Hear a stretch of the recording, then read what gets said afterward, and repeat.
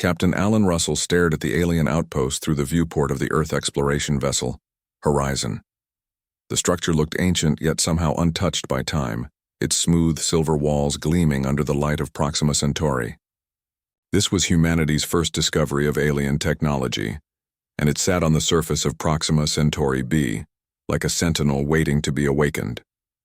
"Captain, we should report this to Earth Command before proceeding," said First Officer Ben Clark, his voice tense with both excitement and caution. Alan ran a hand through his short brown hair and frowned. Protocol was clear.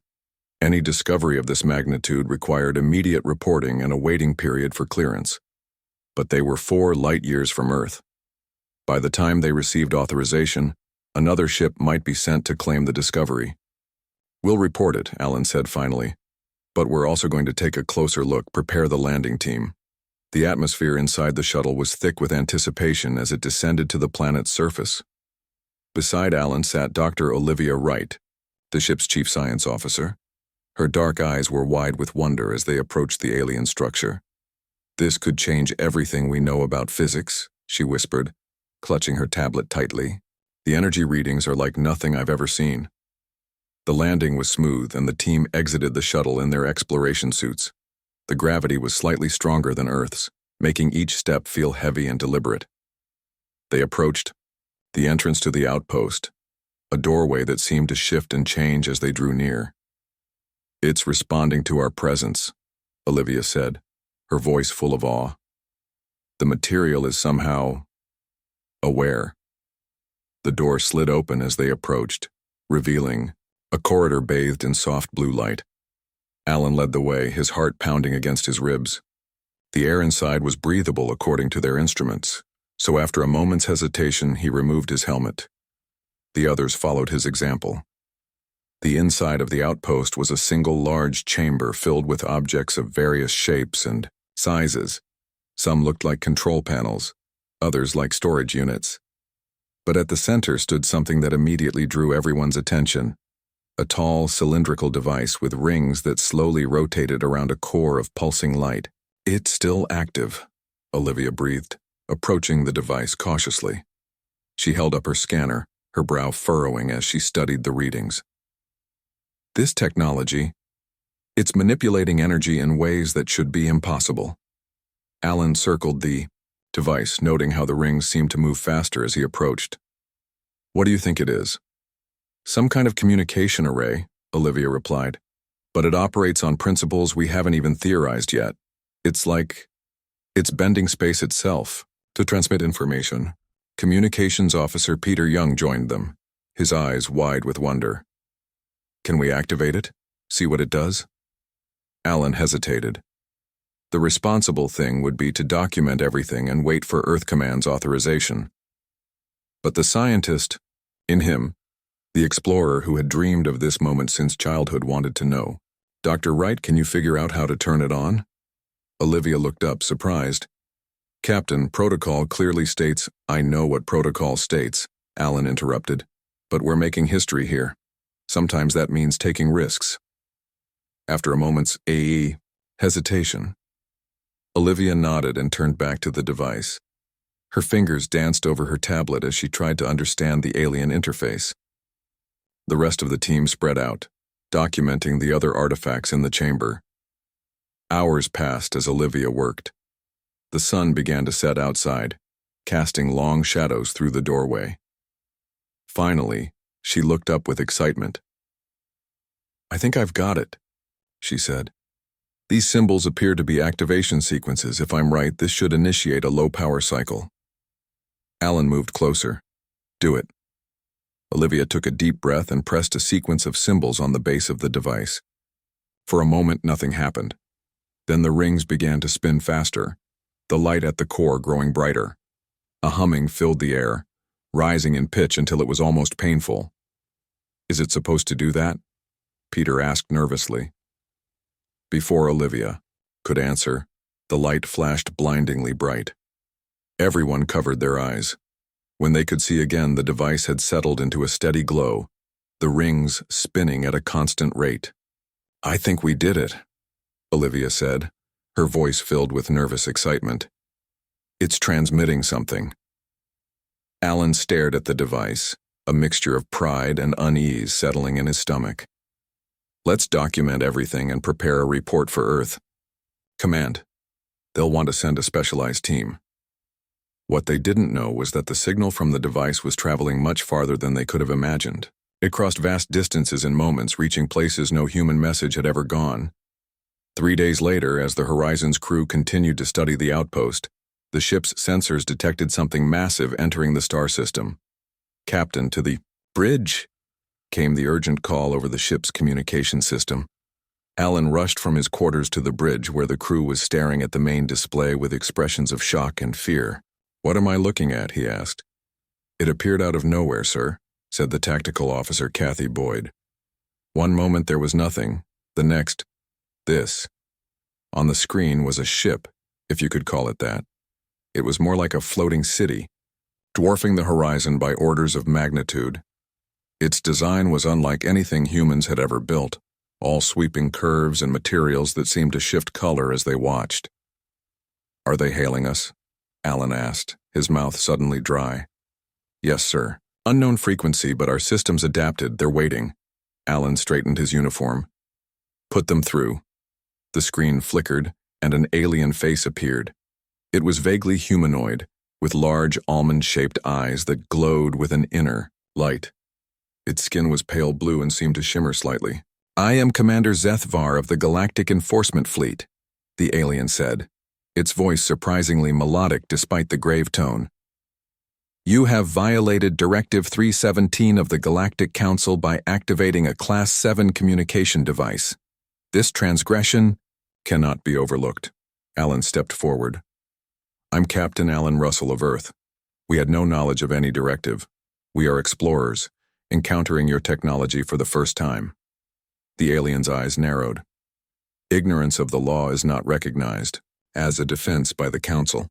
The directive exists for the protection of all sentient life in this galaxy." "What exactly is this directive?" Alan asked. "Non-spacefaring species are forbidden from accessing Class 7 technology. The penalty is severe. Quarantine of the offending species." The bridge fell silent. Alan felt a chill run down his spine.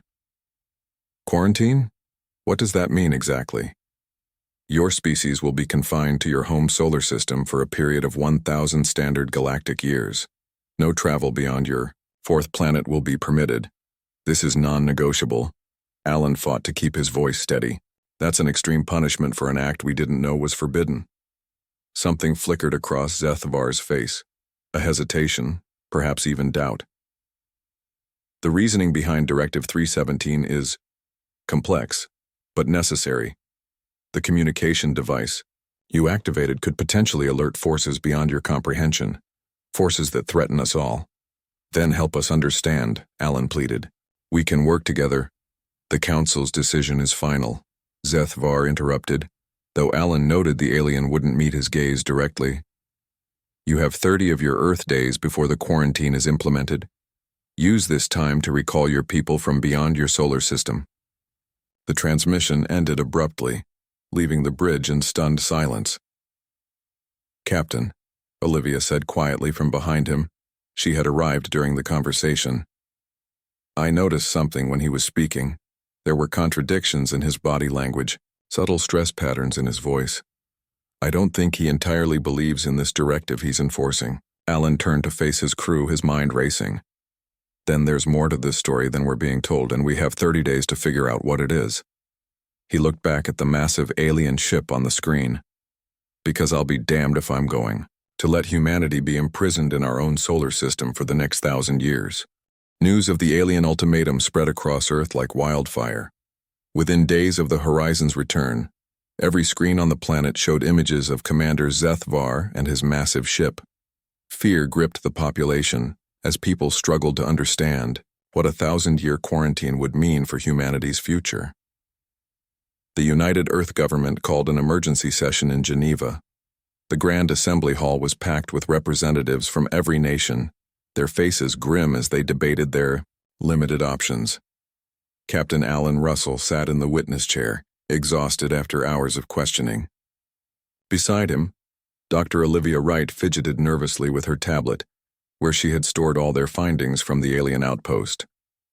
"So you activated this device without authorization," said Defense Minister Frank Monroe, his voice sharp with accusation. "And now our entire species faces punishment." Alan met his gaze steadily. "With respect, Minister, we had no way of knowing about Galactic Council directives. We were exploring, as is our mission." President Maria Collins raised her hand to silence further accusations. "What's done is done. We need to focus on our response. The alien commander gave us 30 days before this quarantine is implemented. We need to use that time wisely." "We should prepare for war," suggested General William Porter, his jaw set firmly. "Gather our fleet. Show these aliens we won't be imprisoned without a fight." Olivia shook her head. "Their technology is centuries beyond ours.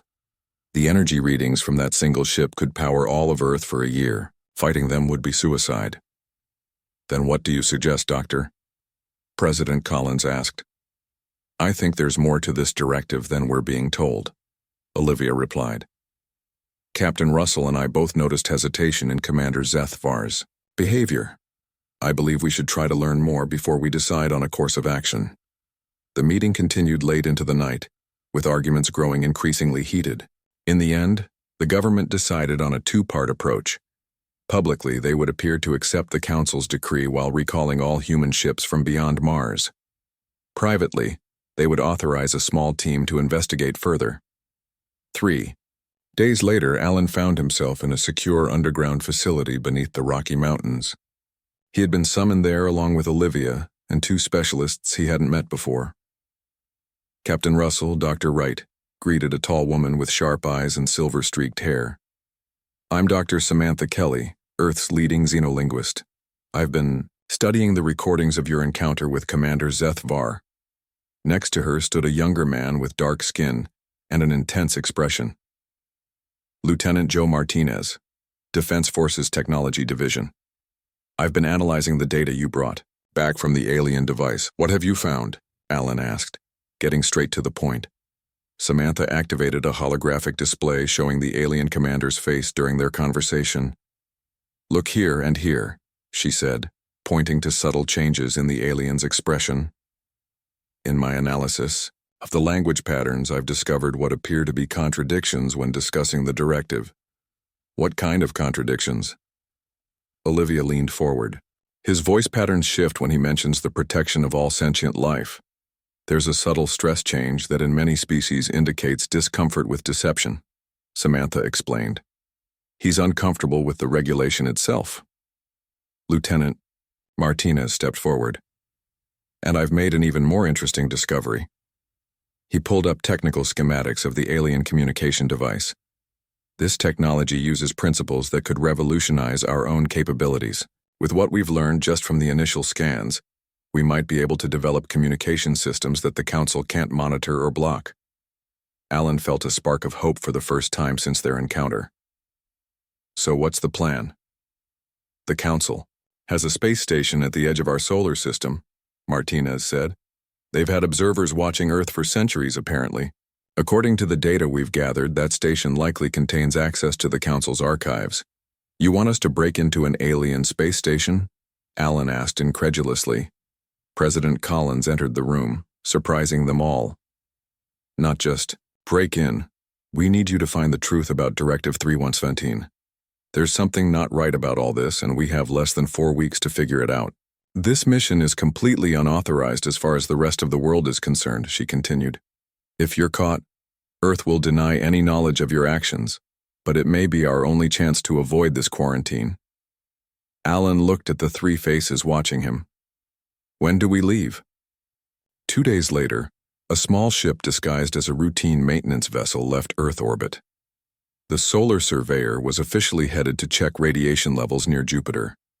In reality, Alan, Olivia, Samantha, and Joe were on a direct course for the outer reaches of the solar system, where the Council's observation station orbited silently.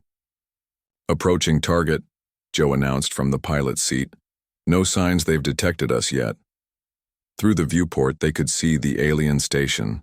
Unlike the massive enforcement ship, This structure was small and discreet, a dark metallic sphere with occasional lights blinking along its surface. According to the scans, there's only a minimal crew, Olivia said. Most of the station is automated. Samantha looked up from her terminal. I've been studying their communication protocols. I think I can fake an authorization signal that will let us dock without raising alarms. Do it, Alan ordered. He checked the small energy pistol at his hip, a prototype weapon based on what they'd learned from the alien technology. None of them knew if it would work against aliens, but it was better than nothing. The station accepted their docking request without question. As the airlock sealed around their ship, Alan felt sweat beading on his forehead. Remember the plan, he said quietly. We get in, access their archives, and get out.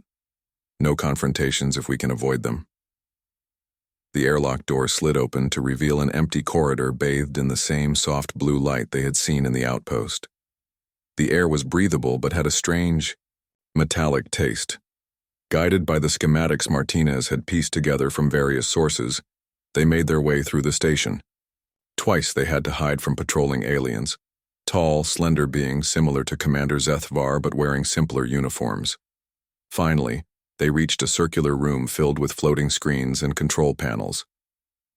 This is it, Samantha whispered. The archive access point. Joe connected a device to what appeared to be the main terminal. Let's hope my translation algorithm works, he murmured as symbols flashed across the screen. For tense minutes they watched as Joe and Samantha worked, together navigating the alien system. Finally, Samantha gasped. I found it. Directive 317 and its full history. As they read through the translated documents, their expressions changed from concentration to shock and then to anger. This can't be right, Olivia whispered. Alan read the screen again, making sure he understood correctly. The directive wasn't designed to protect the galaxy from primitive species like humans. It was designed to prevent them from discovering that the Council was artificially suppressing technological development across thousands of worlds. They're keeping entire civilizations ignorant, Joe said, his voice tight with rage. Maintaining their power through enforced technological gaps rather than legitimate authority. There's more, Samantha pointed to another section. The forces beyond comprehension they mentioned. They're a myth, a story the Council created to justify their control. Suddenly alarms blared throughout the station. We've been detected, Joe warned, disconnecting his device after quickly copying all the data. We have what we came for, Alan said. Let's get back to Earth. People need to know the truth. As they ran back toward their ship, Alan's mind raced, with the implications of what they'd discovered. This wasn't just about saving Earth from quarantine anymore. It was about exposing a lie that had kept countless species in artificial darkness for millennia. Behind them, they could hear the sounds of pursuit. The truth was now in their hands if they could make it home alive. The journey back to Earth was tense. Their small ship, the Solar Surveyor, pushed its engines to the limit as they fled from the Galactic Council's observation station. Behind them, alien patrol ships had launched in pursuit, but Alan's quick thinking had bought them time. He had released several research probes in different directions, confusing the alien sensors long enough for their escape. Do you think we lost them? Olivia asked, her eyes fixed on the rear scanners. Alan checked the readings again. For now, but once they realize which direction we've gone, they'll be right back on our tail. Joe Martinez was hunched over his tablet, his fingers moving rapidly across the screen as he examined the data they had stolen. This is unbelievable, he muttered. According to these records, the Council has been suppressing over 3,000 species across the galaxy. Some have been under quarantine for thousands of years. But why? Samantha asked, looking up from her own analysis of the alien language patterns. Why keep so many worlds ignorant? Power, Alan said simply. It's the oldest reason in the book. If you're the only ones with advanced technology, you control everything.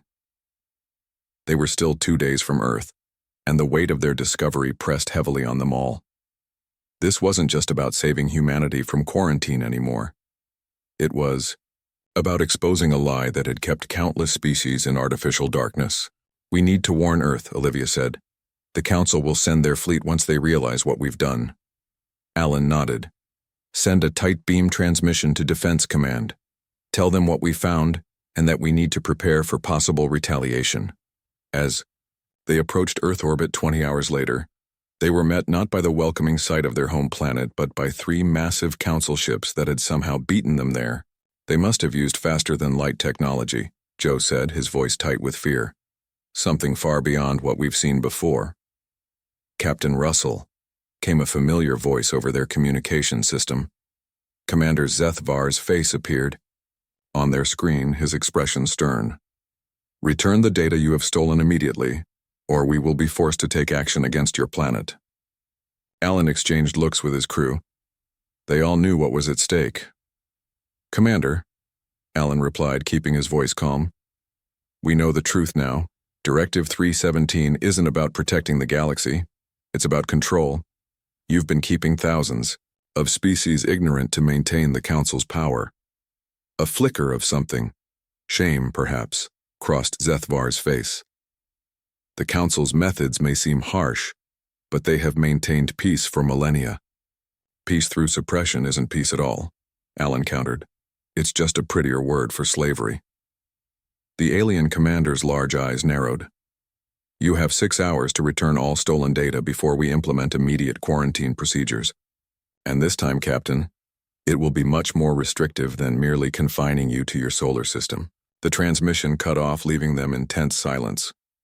What do we do now? Joe asked. We can't fight those ships.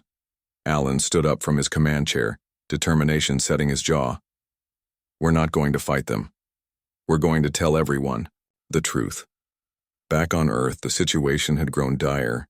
The appearance of 3 Council ships in orbit had triggered worldwide panic. Military forces were on high alert, though everyone knew Earth's weapons would be useless against the alien technology.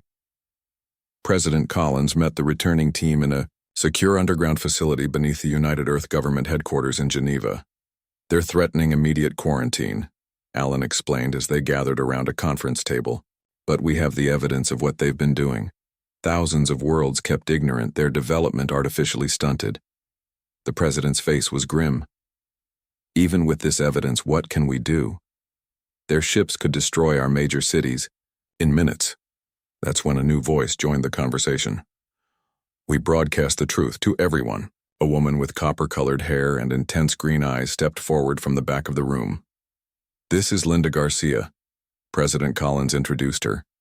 Our leading expert in communication systems and programming. Linda pointed to the data Joe had downloaded. If the principles of their communication technology are what I think they are, we can use it against them. We can build a transmitter based on the alien tech and broadcast on frequencies the Council can't easily block. Broadcast to whom? Samantha asked. The rest of Earth already knows we're in trouble. Not just Earth, Linda said, her eyes gleaming with possibility. Every advanced world in the galaxy. If these records are correct, there are thousands of species being suppressed by the Council. What if they all learned the truth at once?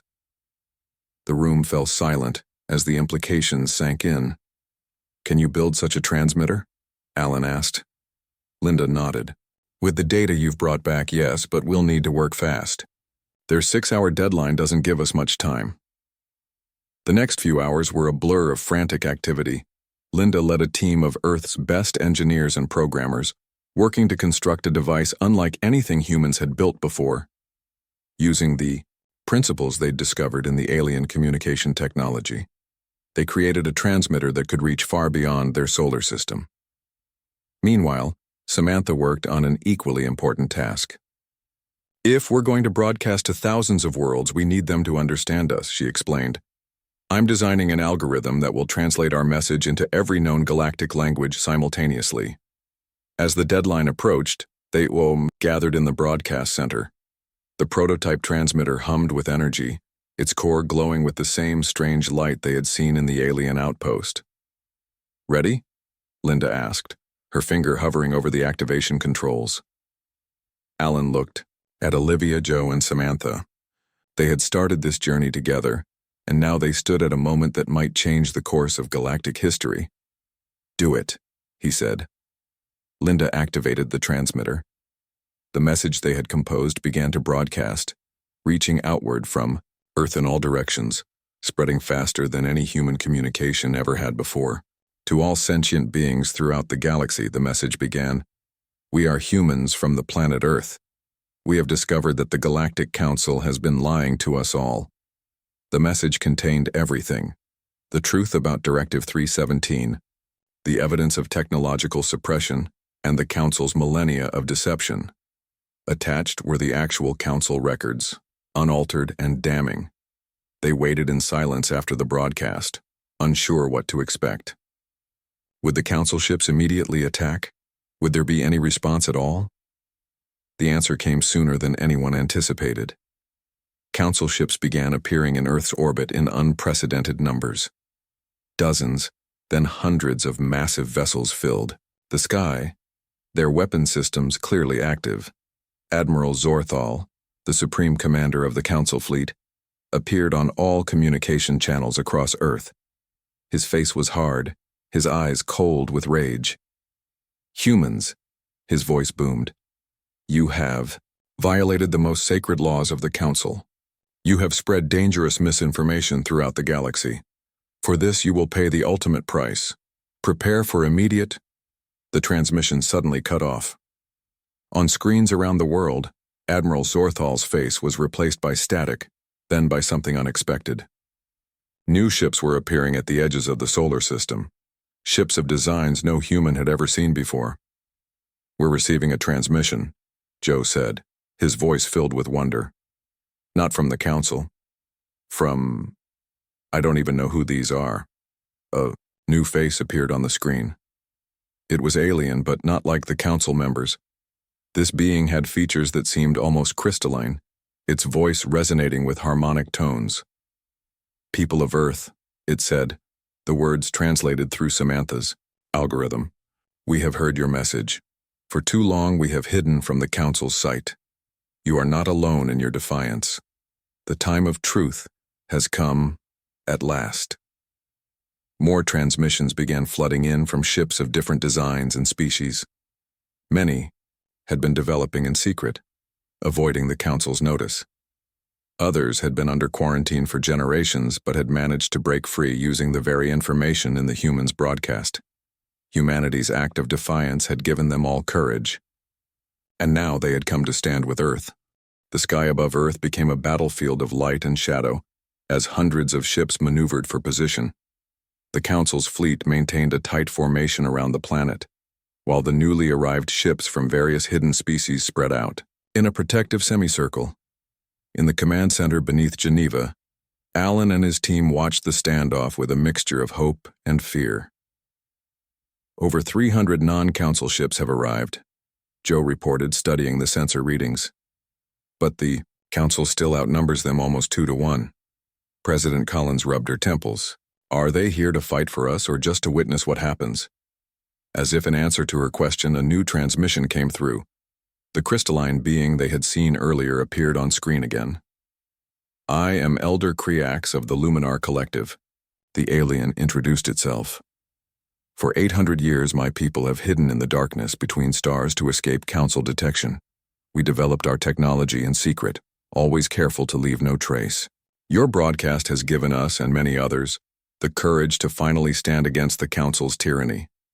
More transmissions followed, representatives from dozens of species, each with their own story of oppression or hiding. Some had been developing in secret for centuries. Others had only recently broken free from quarantine using the information in the human broadcast.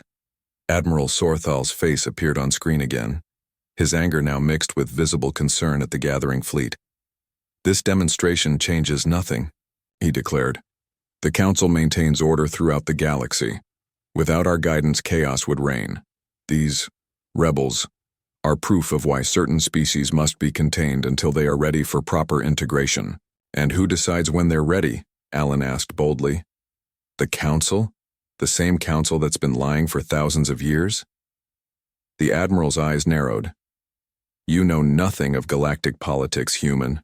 There are dangers beyond your comprehension."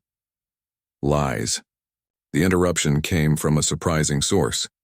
Commander Zethvar pushed into view beside the Admiral. "Tell them the truth, Admiral. There are no ancient dangers, there never were." The command center fell silent as they watched this unexpected schism within the Council's ranks. "Commander, you forget yourself," Zorthal hissed. "I've forgotten my honor for too long," Zethvar replied. His gaze shifted to the human transmission. "Captain Russell, I am defecting to your cause. The Council has maintained its power through deception for far too long. I can no longer be part of it." Alarms suddenly blared in the command center as sensors detected energy buildups in the Council fleet. "They're charging weapons," Joe shouted. On screen, Admiral Zorthal shoved Zethvar aside. "This ends now. If these humans want to destroy the order we've maintained for millennia, then they and their primitive world will serve as an example to anyone who might consider following their path." As the Council ships prepared to fire, the Allied fleet moved into defensive positions. Energy beams lanced across space, brilliant colors cutting through the darkness. The first volley from the Council ships was intercepted by the shields of their opponents. "We can't just sit here and watch," Allen said, turning to President Collins. "Earth needs to take part in its own defense." "With what?" the President asked. "Our most advanced weapons would barely scratch their hulls." Olivia, who had been silent during the exchange, suddenly looked up from her tablet. "Maybe we don't need weapons. Linda, could we modify the transmitter to affect their systems directly?" Linda's eyes widened with understanding.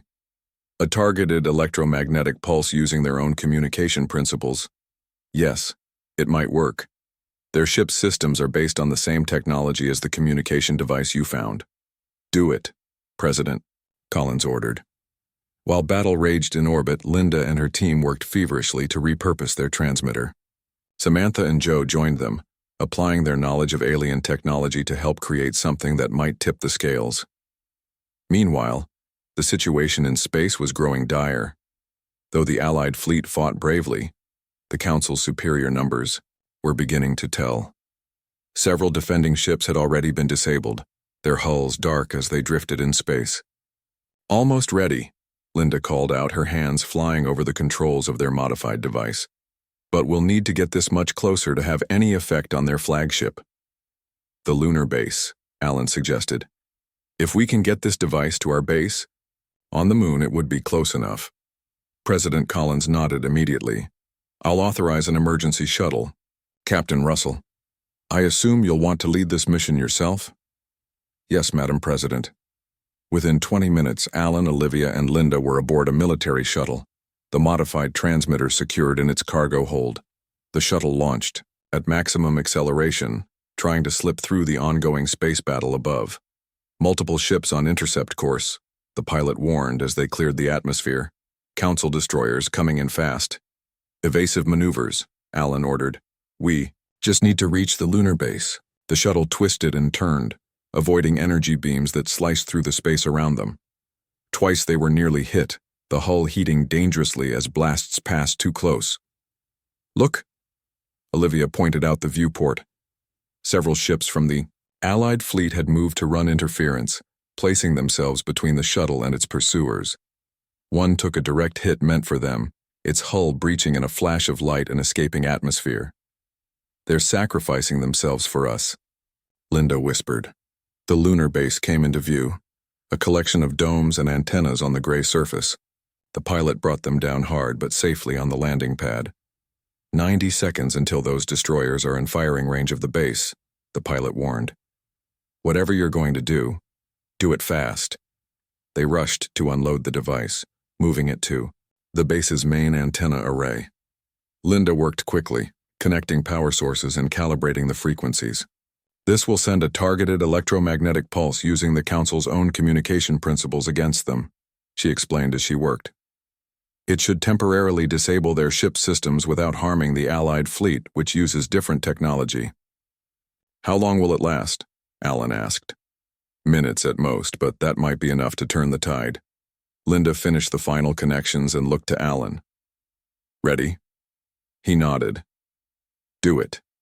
She activated the device. For a moment, nothing seemed to happen.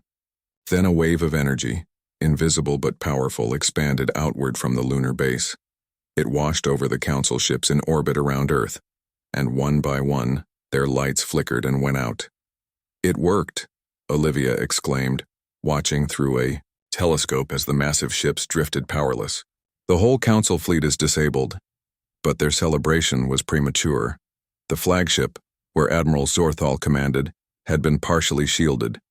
Its engines were still functional, and it was turning, not to flee, but to aim directly at the lunar base. "They're going to ram us," Alan realized with horror. At their velocity, the impact would not only destroy the base but could send moon fragments raining down on Earth. The flagship accelerated, becoming a massive projectile aimed at the heart of the lunar base. There was no time to evacuate, nowhere to run. Just as impact seemed inevitable, a new ship appeared between the flagship and the moon. It was Commander Zethvar's vessel, placing itself in the path of destruction. The two Council ships collided, in a spectacular explosion that lit up the sky, fragments scattering harmlessly into space. On the main communication channel, Commander Zethvar's final transmission reached Earth before his ship was destroyed. "For too long, we have lived by lies. Let the truth guide your new path." 1 year had passed since the day humanity broke the Galactic Council's rule. Earth's night sky looked different now. Where once there had been only stars, now orbital stations and visiting ships created patterns of moving lights visible to the naked eye. The change in the heavens reflected an even greater change in humanity's place in the galaxy. Alan Russell stood on the observation deck of the newly completed Freedom Station, which orbited Earth as a symbol of the new era. Through the large window, he could see ships of various designs coming and going, representatives from dozens of species that had joined what was now called the Interstellar Cooperative of Free Worlds. "Quite a view, isn't it?" Olivia Wright joined him at the window. In the past year, she had become the director of the Galactic Science Exchange, a new organization dedicated to sharing knowledge across species. "I still can't believe how much has changed," Alan replied. "Sometimes I wake up thinking it was all a dream." But it wasn't a dream. The defeat of the Council fleet had been just the beginning. With their ships disabled by the humans' device and their lies exposed, the Galactic Council's authority had crumbled within weeks. Across the galaxy, suppressed worlds had risen up, breaking free from quarantines that had lasted for generations. "The Luminar delegation has arrived," Olivia said. "President Collins wants us both at the ceremony." They walked together through the station's main corridor, passing humans working alongside beings from a dozen different worlds. The cooperation that had seemed impossible a year ago was now reality. The main assembly hall was filled with representatives from over 50 species. Some looked almost human, while others were so different that special environments had been created to accommodate them. Elder Cryax of the Luminar Collective floated in a field of soft light, his crystalline form catching and refracting the room's illumination. President Collins stepped to the podium as the hall fell silent. 1 year ago today, humanity faced extinction. The Galactic Council was prepared to punish us for discovering a truth they had hidden for millennia, but that day marked not an ending, but a beginning. She gestured to the diverse gathering.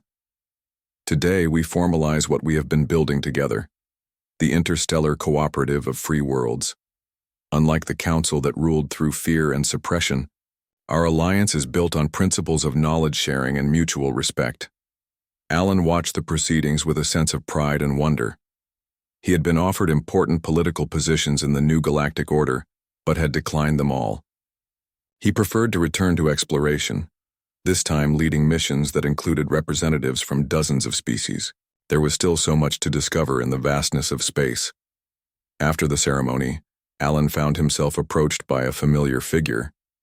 It was Linda Garcia, whose brilliance had been crucial in creating the device that disabled the Council fleet. "Captain Russell," she greeted him. "I wanted to show you our latest project before you leave on your next mission." She led him to a laboratory where a team of humans and aliens worked together on a complex piece of technology. "We've been adapting the principles of various species technologies," she explained. "The results are remarkable. We've already advanced our medical capabilities by centuries, and our energy production is now completely sustainable. Alan smiled, remembering how the Council had claimed that certain technologies were too dangerous for primitive species. And no ancient horrors have appeared to destroy us all. Linda laughed. The only real danger was keeping knowledge locked away. When shared, it benefits everyone. Not all the news was good, however. Later that day, Alan attended a security briefing with Joe Martinez, who now headed Earth's Defensive Technologies Division. We're detecting increased activity from Council loyalists, Joe reported to the gathered officials. They're calling themselves the Preservers now. They still believe that unrestricted technological advancement will bring disaster. Do they pose a real threat? Asked President Collins. Not militarily, Joe replied. But they're spreading fear on worlds that are still transitioning from Council rule. They claim that the ancient threats the Council warned about are real, and that our free exchange of technology will eventually attract them. Elder Krayax's harmonious voice joined the conversation. There is always resistance to change, even positive change. The Council maintained their lie for thousands of years. Some will cling to it rather than accept a new reality. As the meeting concluded, Alan was approached by Samantha Kelly. The xenolinguist had been working to develop a unified translation system for all known galactic languages. "You're leaving tomorrow for the outer reaches?" she asked. Alan nodded. "The New Horizon launches at dawn. We're investigating some unusual signals from beyond the galactic rim." Samantha's expression grew serious. "Be careful out there, Alan. Most of the Council's claims were lies, but space still holds real dangers." "That's why we go together now," Alan replied. "No species facing the unknown alone."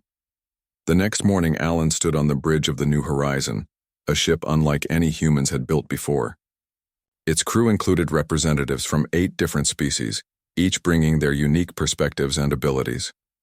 As the ship prepared to leave Earth orbit, Alan looked at the faces around him, human and alien, united in purpose. "Captain, we're receiving a message from Freedom Station," said his communications officer, a young woman named Kathy Boyd. President Collins appeared on screen. "Captain Russell, your mission marks another milestone in our new partnership with the galaxy. You carry the hopes of Earth with you. We won't let you down, Madam President," Alan promised. As the New Horizon left orbit, Alan thought about how far they had come. Just 1 year ago, humanity had faced quarantine, isolated from the stars they had dreamed of exploring for centuries. Now they flew among those stars as equals with beings they hadn't known existed. The ship's sensors detected something unusual as they passed the outer edges of the solar system. In the distance, faint signals were coming from beyond the galactic rim, the very signals they had been sent to investigate. "Are those the ancient horrors the Council warned about?" joked one of the alien crew members, a Paxian named Vrex. "Whatever they are, we'll face them together." Alan replied. The signals grew stronger as they approached. Data began flowing in, analyzed by the ship's advanced sensors. To everyone's surprise, they weren't random energies or natural phenomena. They were deliberate communications. "Captain," called Dr. Wright from her science station. "These signals, they're structured like an invitation." Alan stared at the readings, a sense of wonder filling him. It seems we're not the only ones who've been kept in the dark.